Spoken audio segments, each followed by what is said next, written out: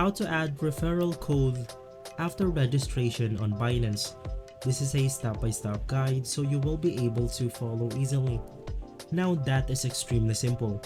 All you have to do is to sign up an account on Binance, and from there you will be able to see the referral code button.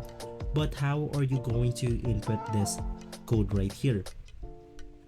You want to log in into your account that you want to get the referral code with. Right after that, go ahead and click on the profile icon button, and inside you want to click on referral. We will then be able to generate our own referral code, which we can then go ahead and give to our friends that are about to register into Binance.com.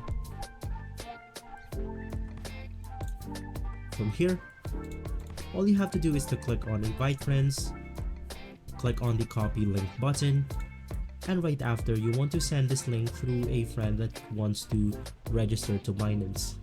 So if this video has been helpful for you, please consider by liking and subscribing. I'll make sure to see you again next time. And as always, thank you.